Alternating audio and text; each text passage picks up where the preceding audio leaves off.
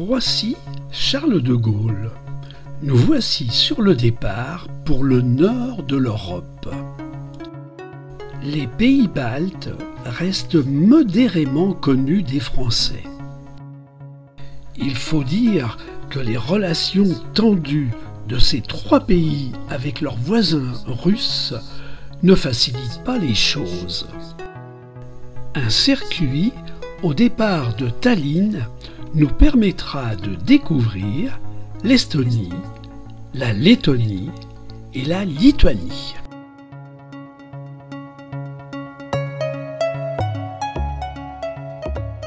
Arrivé à Tallinn, capitale de l'Estonie, en fin d'après-midi, notre visite commence. C'était au Moyen Âge l'une des plus grandes villes d'Europe fortifiées. Avec plus de 120 mètres de hauteur, Saint-Olaf servait à l'époque de repère pour les marins. Nous découvrons la vieille ville avec Tatiana. Dans les caves de ce bâtiment, témoignage des gens qui se trouvaient dans ces cellules. Qui nous rappelle qu'entre 1944 et 1991, l'Estonie était une république socialiste soviétique. C'est ici que cohabitent à merveille des maisons colorées, riches en histoire. Inquiète, Tallinn manifeste maintenant contre l'intervention en Ukraine de son voisin russe. Après ce porche, l'hôtel de ville, qui date de 1404, et sa place, qui reste le centre de la vie sociale. Elle accueille marchés, concerts, carnaval et autrefois des exécutions publiques.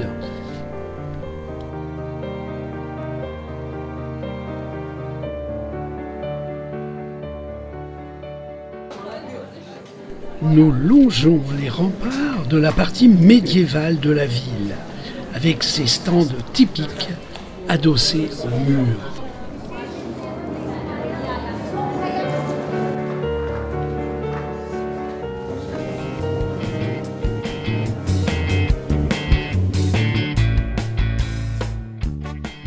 Ce matin, nous longeons le littoral de la Baltique en direction des anciennes installations des Jeux olympiques d'été de 1980.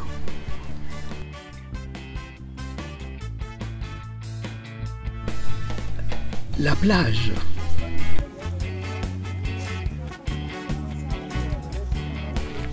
Où elle est froide.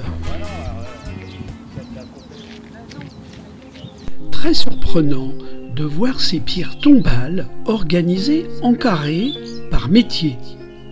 Acteurs, médecins, personnalités célèbres, journalistes et bien d'autres. Au loin, les ferries nous rappellent que Helsinki est à 2 heures de traversée.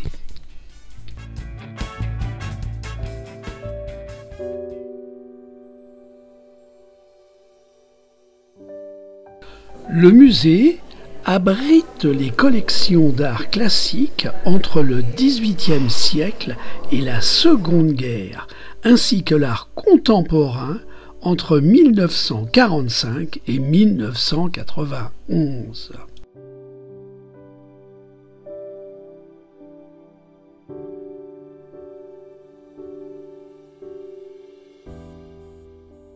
Il rassemble également une collection extensive d'art estonien de l'époque classique à nos jours.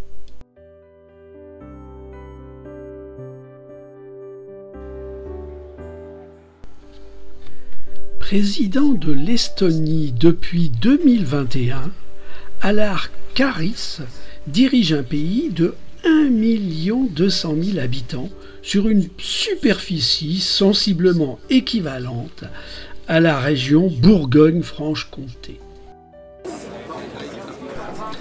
À table.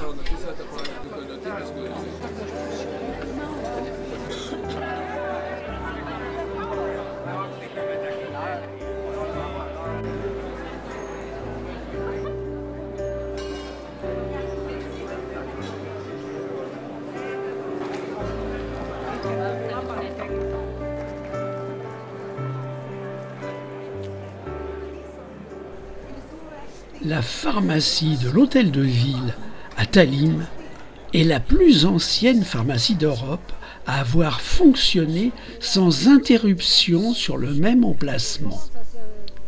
On ne connaît pas la date exacte de sa fondation, mais les archives de la ville permettent de savoir qu'en 1422, le troisième propriétaire exerçait déjà dans ses murs.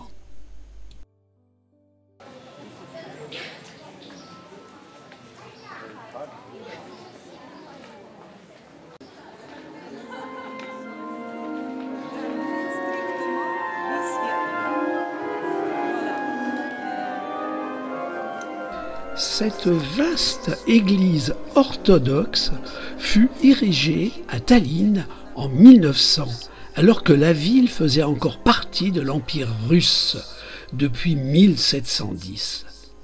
Inaugurée par Nicolas II lui-même, cette église monumentale est devenue l'un des symboles de la ville.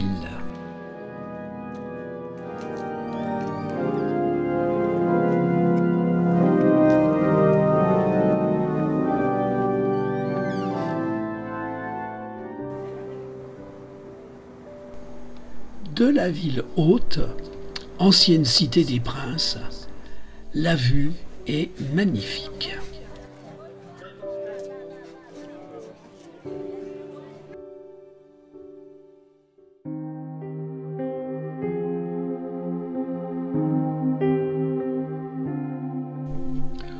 Pour terminer notre journée, nous roulons vers une reconstitution en grandeur nature d'un village rural du XVIIIe siècle.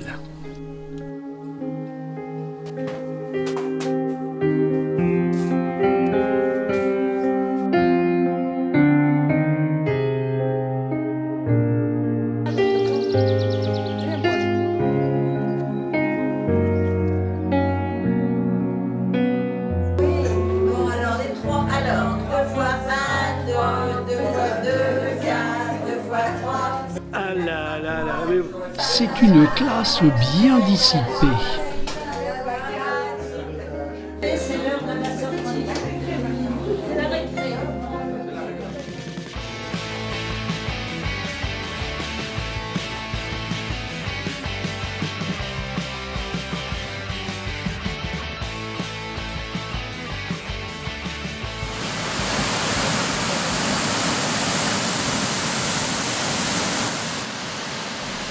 Une belle cascade à l'entrée du parc de Laima.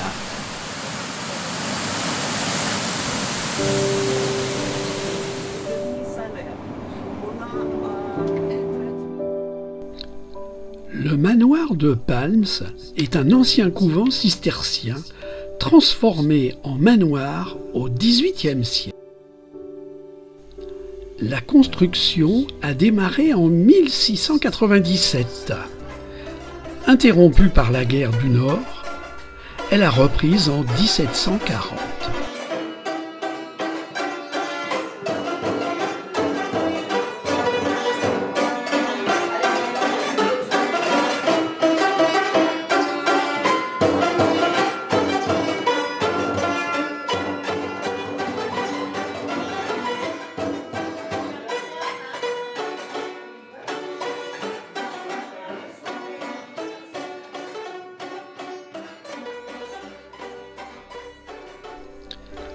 La famille van der Palen a occupé les lieux jusqu'en 1923.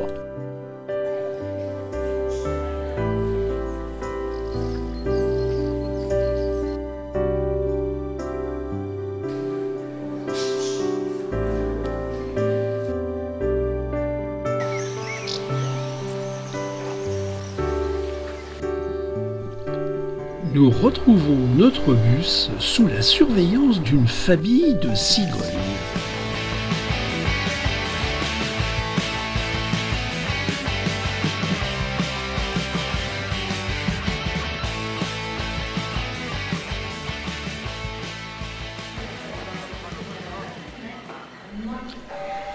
Initié par le gouvernement estonien afin de protéger et de faire connaître le patrimoine culturel et historique du pays, l'objectif premier du musée consistait à valoriser la culture paysanne intrinsèque.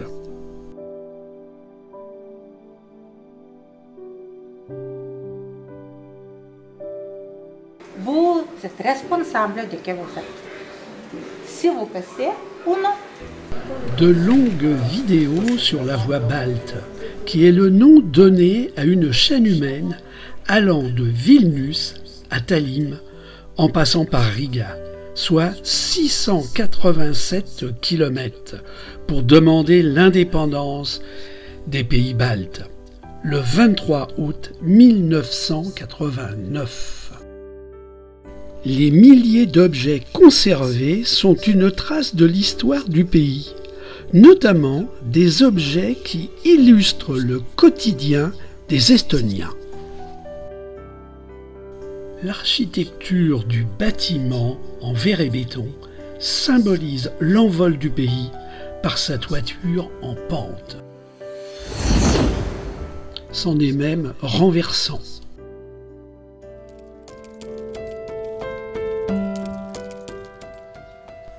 Tartu est connu pour son centre universitaire.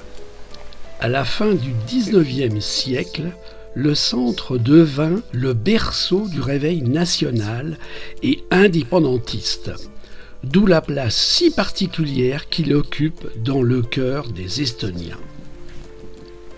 Aujourd'hui, Tartu est considérée comme la ville des jeunes, des artistes et des poètes. Non, il y a ces statues. Elle était aussi décorée à l'intérieur avec... Cette église compte près de 1000 petites figurines en terre cuite, disséminées dans les niches, partout à l'intérieur et l'extérieur de l'église.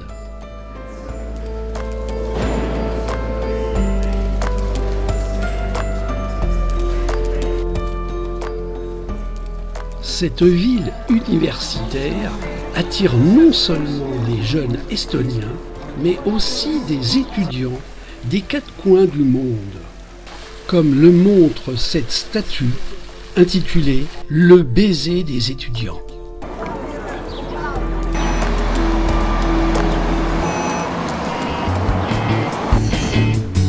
Nous passons en Lettonie, afin de rejoindre les 92 hectares de pins et de bouleaux argentés répartis de chaque côté de la rivière Gauja.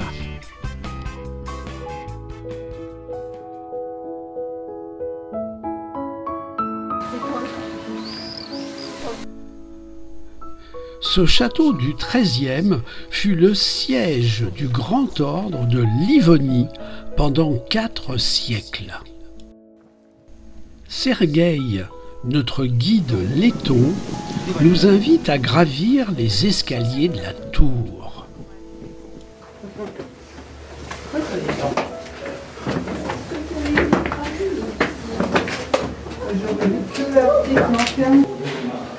Et c'était seulement au XVe siècle quand les rapports entre l'archevêque et... Christian essaye bien de perdre Josiane, mais sans succès.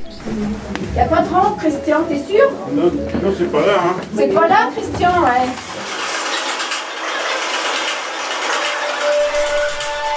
Au deuxième étage, une projection bien faite raconte l'histoire du château au long des siècles.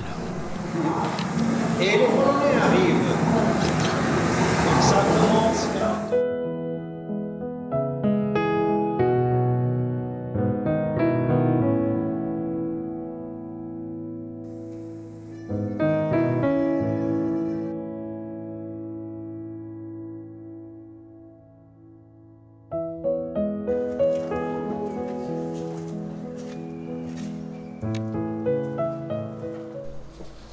Au loin, le parc national de Gauja s'étend à perte de vue.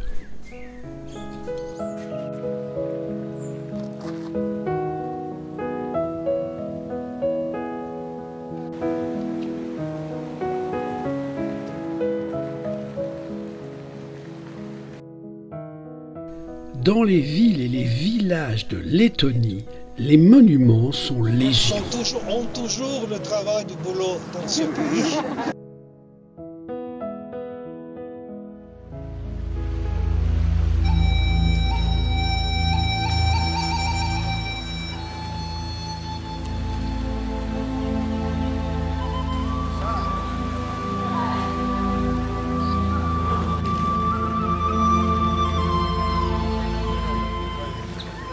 Au cours du XIIIe siècle, la ville devient un objet de convoitise que se disputent les chevaliers germaniques et l'archevêque de Riga. Les chevaliers construisent leur château à Sigulda, tandis que l'archevêque fait ériger le sien en face, à Tureda. Chacun des deux rivaux pouvant ainsi garder l'œil sur l'autre. De 400 km de longueur et la rivière fait des zigzags en Lettonie.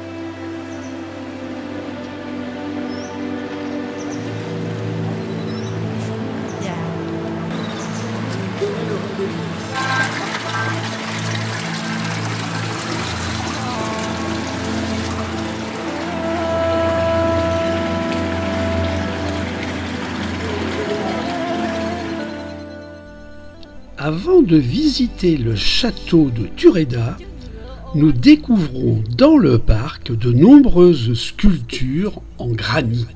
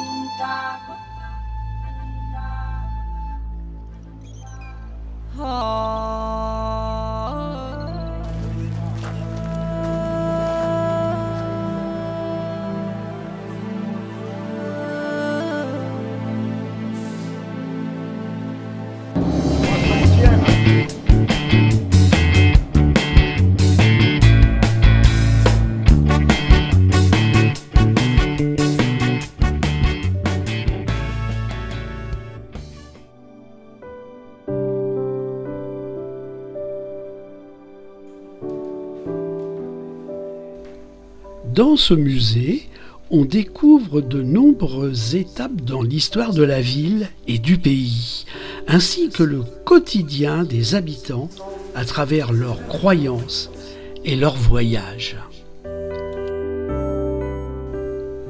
De nombreuses guerres de territoire ont eu lieu au travers des siècles, avec les Suédois, les Polonais et plus récemment les Russes. Ici, Catherine II de Russie. De belles collections de costumes, d'art et d'objets à travers les âges montrent le passé culturel très riche des Lettons. Nous quittons le musée pour nous rendre à un concert à la cathédrale. Le dôme est particulièrement célèbre pour son orgue démesuré de 6768 tuyaux en bois et métal, fabriqués en Allemagne. Il trône depuis 1884 dans la cathédrale.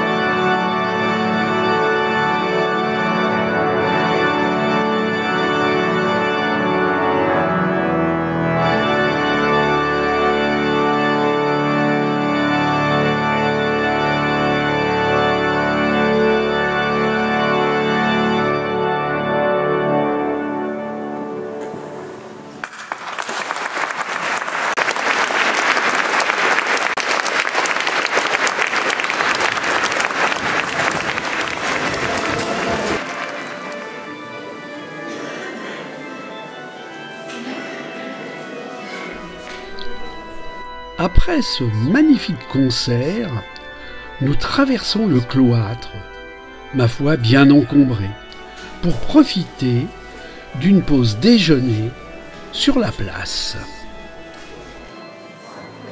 Chaque fois que ça je vais regarder un détail supplémentaire. Non, là, moi je pense que c'est super. Denis, il dessine.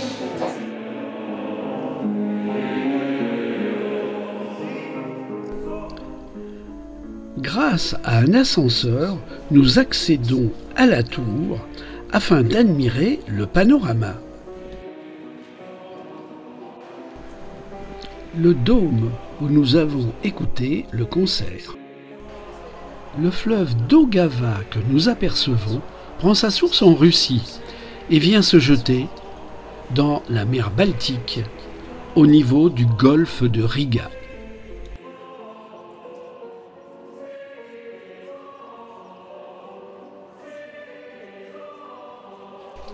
La gare, le marché central et un immeuble d'architecture stalinienne que nous verrons tout à l'heure.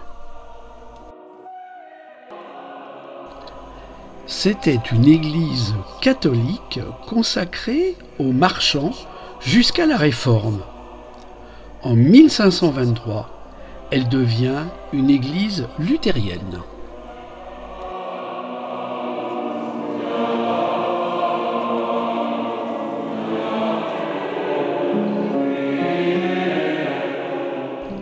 A priori, un concert se prépare.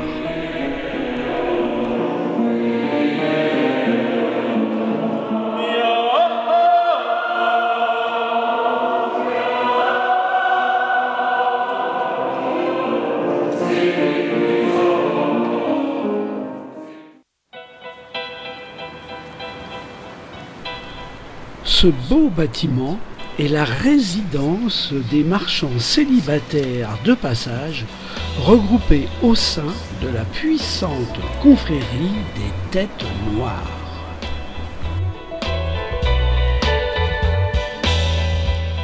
Que les marchés se trouvaient dans cet endroit.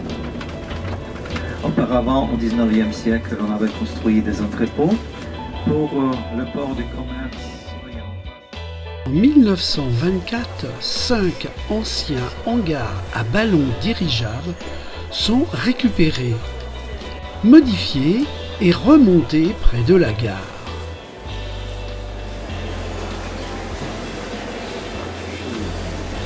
Ils servent maintenant de marché central. Chaque grand hall a sa spécialité.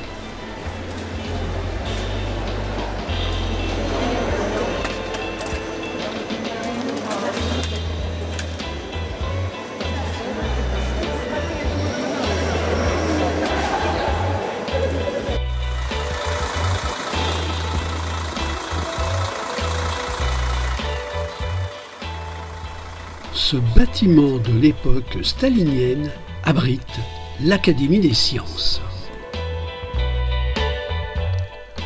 Changeons de construction pour s'intéresser à une autre architecture, l'Art nouveau. Riga est une ville riche grâce au commerce avec ses voisins et les pays d'Orient. La population augmente rapidement au début du XXe siècle. Les architectes élèvent des immeubles de style nouveau. L'inspiration est trouvée dans un Orient spirituel et mystérieux. Environ 350 bâtiments Art nouveau sont construits dans la capitale.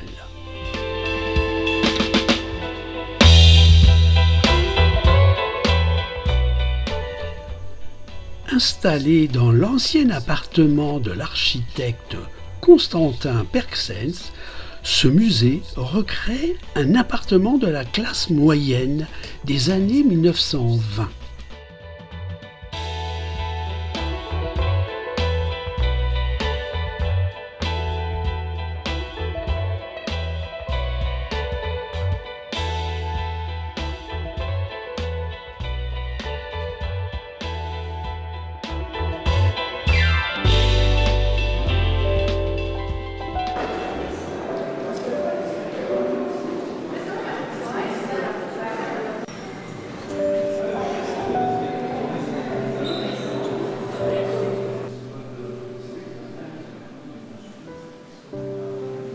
Nous trouverons ici une rétrospective de tous les mouvements artistiques du pays.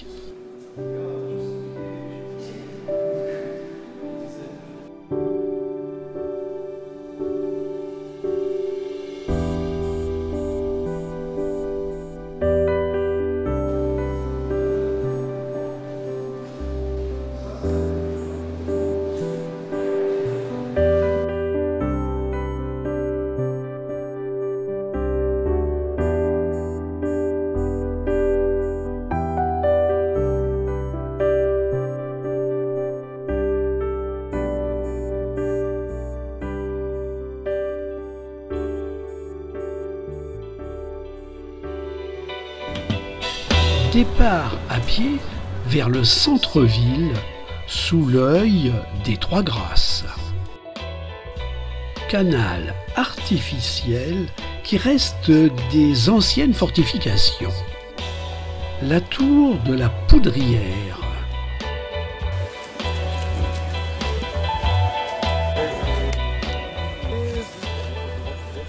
Un chat rigolo, objet d'une vengeance. Après avoir retrouvé notre chemin, nous continuons notre découverte dans la vieille ville.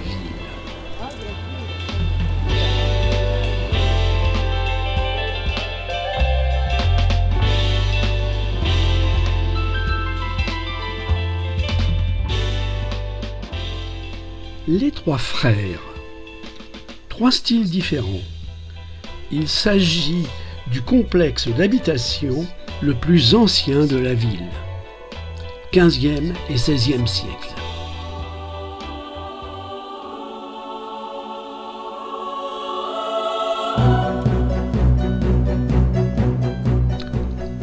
Cet après-midi, nous partons en villégiature sur la Baltique, à Jurmala, à 38 km de Riga.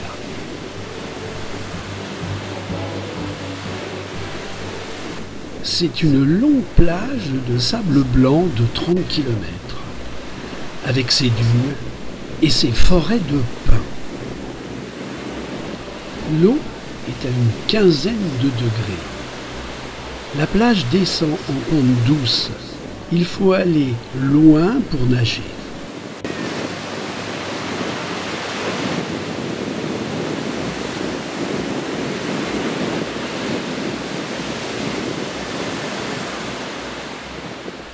Mais où sont nos deux courageuses baigneuses?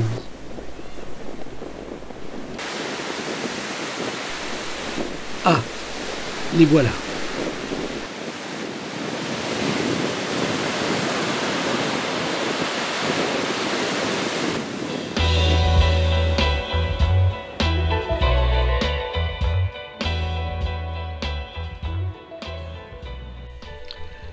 L'architecture des maisons en bois d'inspiration russe, mais aussi finlandaise, nous séduisent par leur beauté.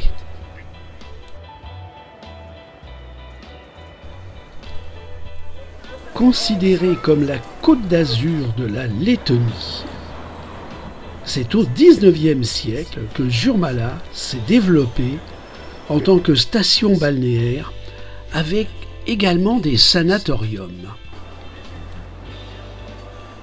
Voici notre restaurant.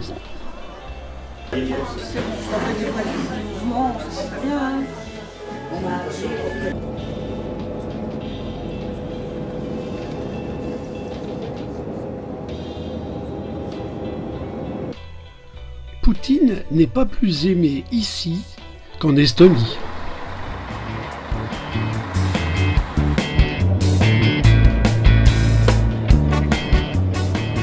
Après une bonne nuit et 80 km en direction du sud, nous atteignons le château de Rundal.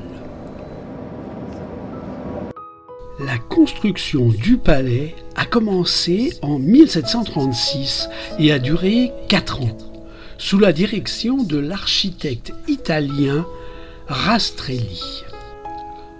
Le premier propriétaire était Johann Biron. noble germano-balte, puissant favori de la tsarine Anna Ivanovna. La Grande Galerie, la Chambre d'Or. Dans l'ensemble du palais, les parquets sont de toute beauté.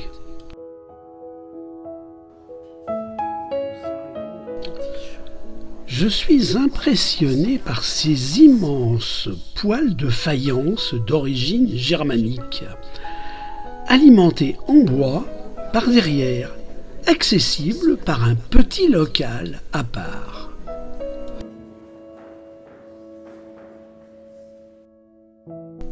Ici sont représentés les portraits des membres de la dynastie des Birons, ainsi que ceux des empereurs européens de l'époque.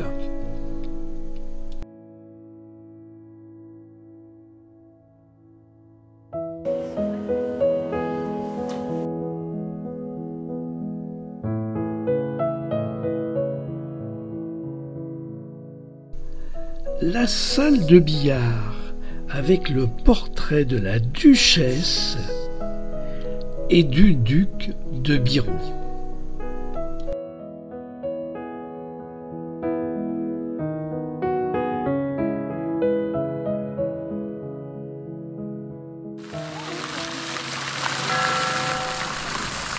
Autour du palais, un jardin à la française.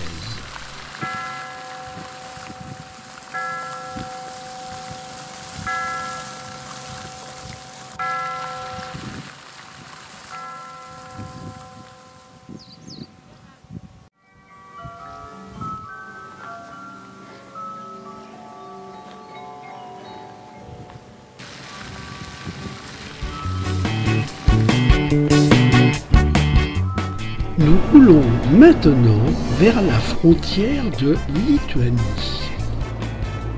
Un arrêt surprenant à la colline des Croix avant de continuer vers Klaipėda. Ériger des croix remonte au XVIe siècle comme symbole de croyance en Dieu. En 1878, un journal mentionne déjà ce lieu. Claire Skadria, notre nouvelle guide lituanienne, nous présente ce site. Depuis, la colline est devenue le symbole de la croyance et de l'espérance. On compte 60 000 croix de plus de 1 mètre et des milliers de toutes les tailles. Dans les années 60, les soviétiques ont rasé plusieurs fois ce lieu au bulldozer. Mais les croix sont revenues.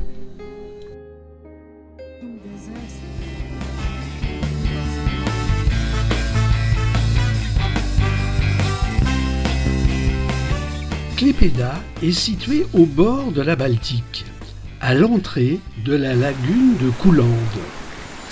Cet ancien petit port de pêche est maintenant la 3e ville du pays, avec un port commercial international stratégique pour la Lituanie. Ici, à quai, un ancien 3-mâts transformé en restaurant. L'activité du port a l'avantage de ne jamais être bloquée par les glaces.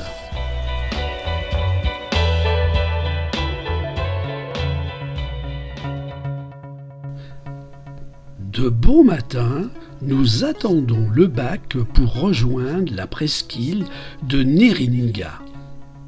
Gigantesque parce qu'il y a des gros navires qui passent. Moi, je ne crois pas qu'il y a autant de gouvernements. Je demandais les gens est-ce qu'ils sont prêts à camper. La tempête, c'est la presqu'île. Il n'y avait pas de tentes, il n'y avait pas d'équipement. Le trafic portuaire est important. Notre embarcation se faufile entre les porte-containers et les énormes ferries.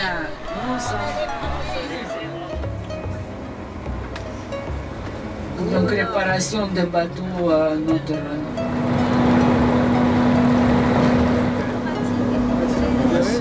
Je peux prendre une photo. On doit avoir ça bleu quand même, c'est déjà.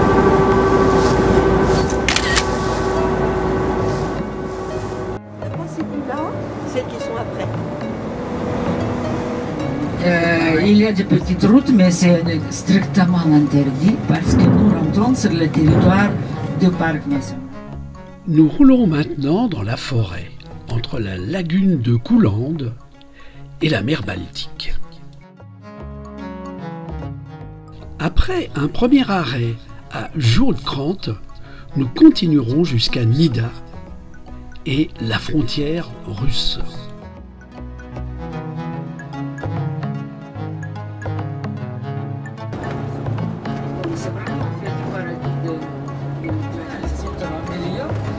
C'est là, à côté des maisons des ouvriers.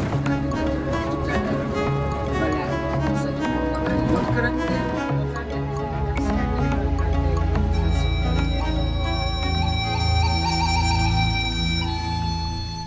Nous empruntons un chemin forestier qui mène à la colline aux sorcières. Elle est parsemée de sculptures en bois d'inspiration mythologique et païenne.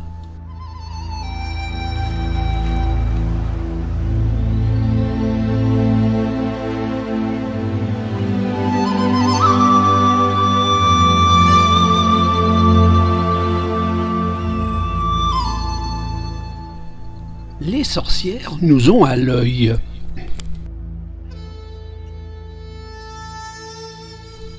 Elles arrivent même à sourire en nous voyant nous agiter.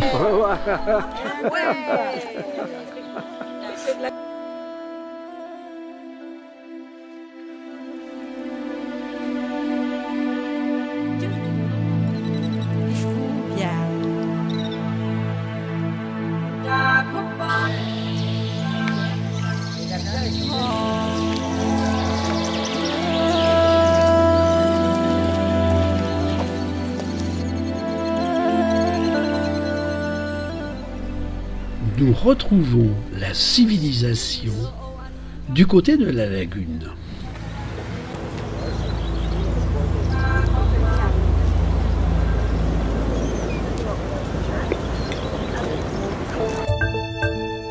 Nous poursuivons notre route jusqu'à la frontière russe, que l'on appelle Kaliningrad.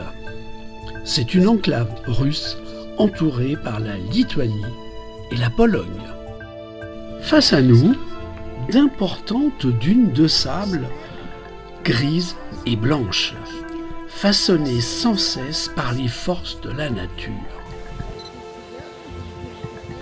De nombreux prisonniers de guerre de 1870, et plus particulièrement 690 Français, ont tenté de reboiser ce paysage pour fixer le sable.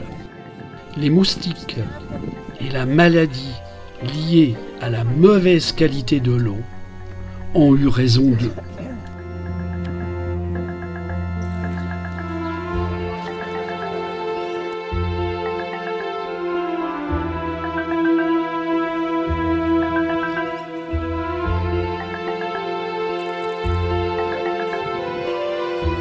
À l'extrémité nord du village se trouve le golfe de Langres, où en 1854-1865 furent découvertes 2250 tonnes d'ambre. En 1882, on trouva également des objets en ambre de l'époque préhistorique. L'ambre est une résine végétale fossilisée produite par des conifères il y a environ 44 millions d'années. De nombreux artistes venaient chercher l'inspiration dans ce cadre naturel et paisible. Cette maison fut le refuge de l'écrivain allemand Thomas Mann.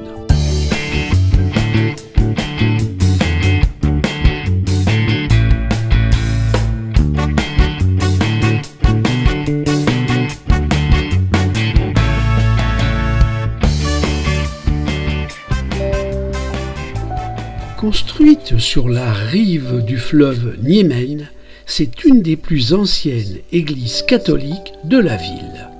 Elle a souvent été inondée. Sur le côté, une règle indique le niveau des crues. La place Rotussé est la place de l'hôtel de ville.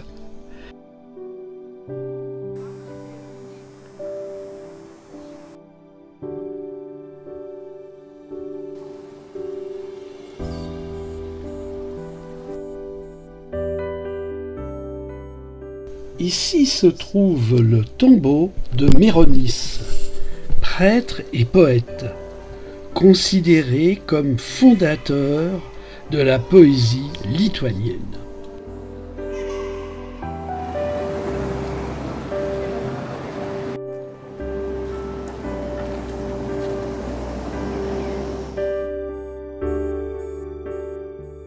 En 1920, la Pologne réussit à annexer Vilnius.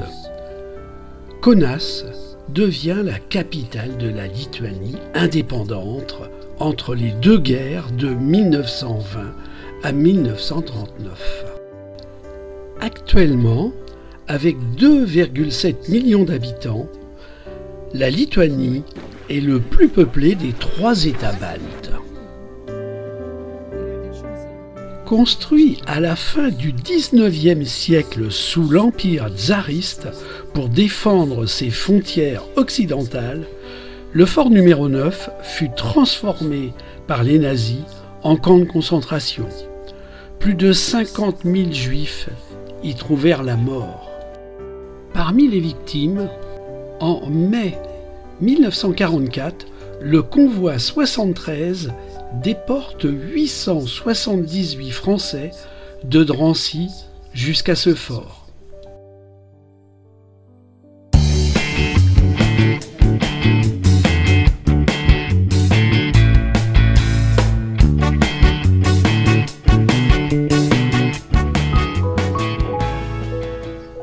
Avant de visiter le château, un repas nous est servi dans un restaurant karaïte. C'est un courant issu du judaïsme. Ce sont en quelque sorte des protestants du judaïsme. Ils avaient été engagés au XVe siècle pour protéger le château. La région comprend 200 lacs. Sur une des îles du lac Calvé est construit un château qui sera la résidence d'apparat des grands-ducs de Lituanie. À proximité de Vilnius, c'est un lieu de promenade très prisé.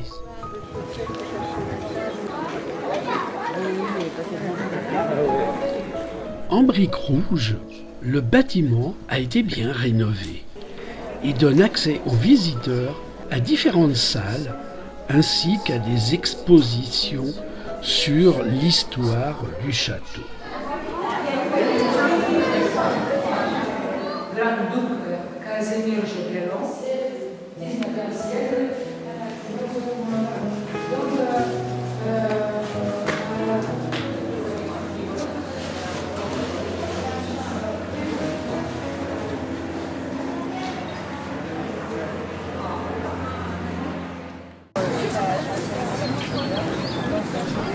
Vilnius est l'une des plus anciennes villes baltes, un des plus grands centres industriels, scientifiques et culturels de la région. La cathédrale trouva sa forme actuelle au XVe siècle. Elle a été maintes fois restaurée. À l'intérieur, on dénombre plus de 40 œuvres d'art datées entre le XVIe et XIXe siècle. La chapelle Saint-Casimir, où se trouvent les reliques du saint. Séparé de la cathédrale, le clocher.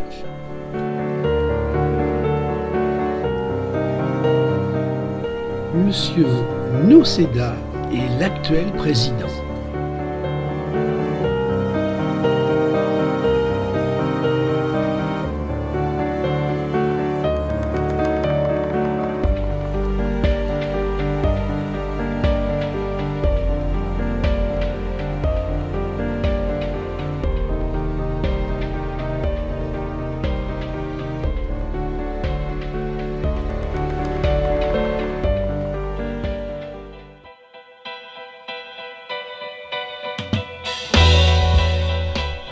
Ce matin, nous quittons notre hôtel pour traverser la rivière Néry en direction du centre historique. Nous croisons le grand-duc Gediminas, fondateur de Vilnius.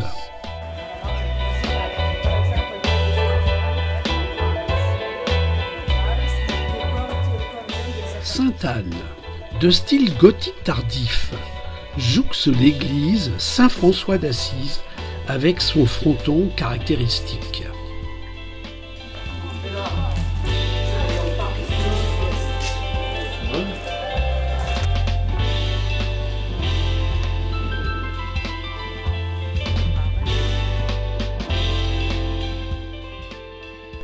Nous progressons dans les ruelles jusqu'à la place de l'ancien hôtel de ville.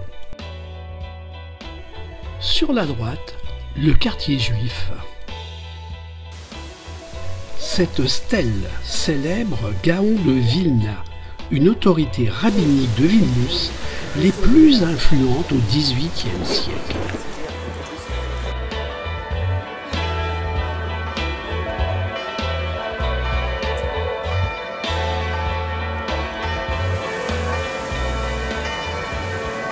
Les anciens entrepôts de la ville.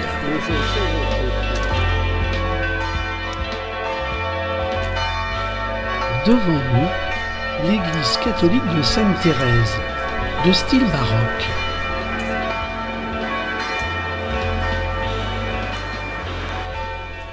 Au-dessus de la porte de l'Aurore, une chapelle abrite l'icône de la Vierge Marie.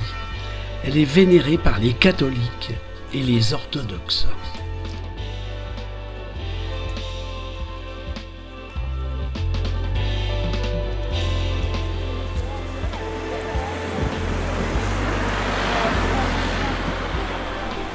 Une pause s'impose.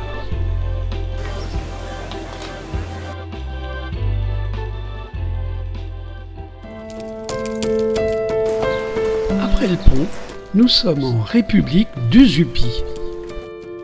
La majorité de la population juive du quartier a été tuée pendant l'Holocauste. Les maisons encore debout sont alors occupées par des marginaux, sans domicile, prostituées et peu à peu des artistes. Elle est jumelée avec la République de Montmartre.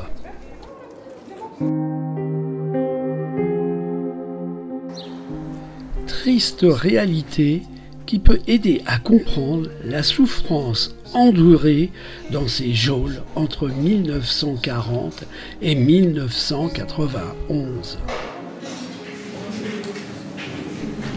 D'abord par la Gestapo, puis par une prise en main du pays par les soviétiques en 1944. La capitale lituanienne connaît une forte répression et des déportations. À l'extérieur du bâtiment, sur les murs, sont apposés les noms des victimes.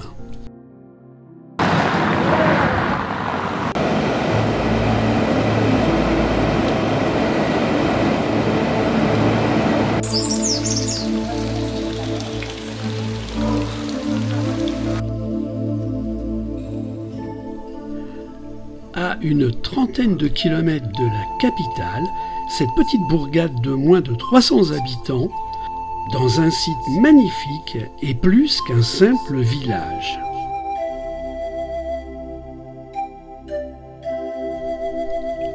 Un musée présente les résultats de fouilles effectuées sur le site. Kernavé représente pour le peuple lituanien le symbole de ses racines européennes.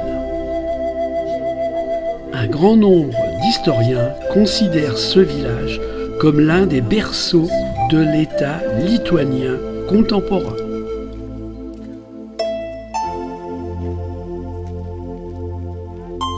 Les recherches menées en 1979 ne représentent que 2% du territoire de la réserve culturelle.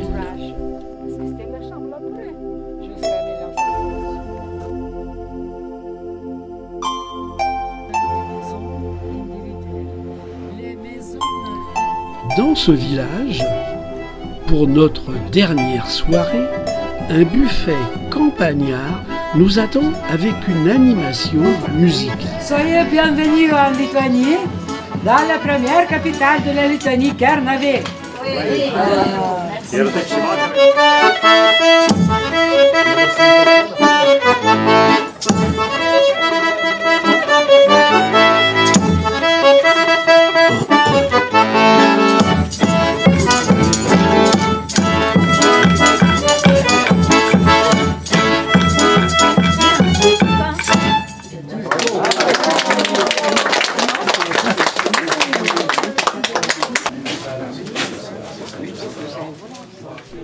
Produits régionaux et vodka sont au menu.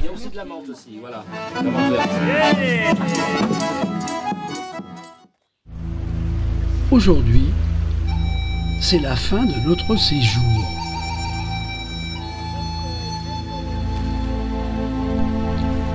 Ce cimetière possède un mémorial qui honore les soldats de Napoléon morts de faim ou de blessures à Vilnius pendant la retraite de Russie.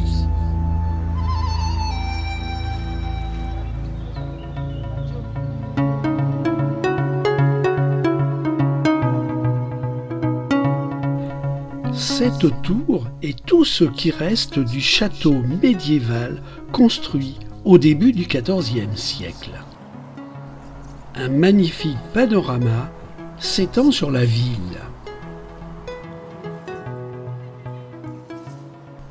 La cathédrale,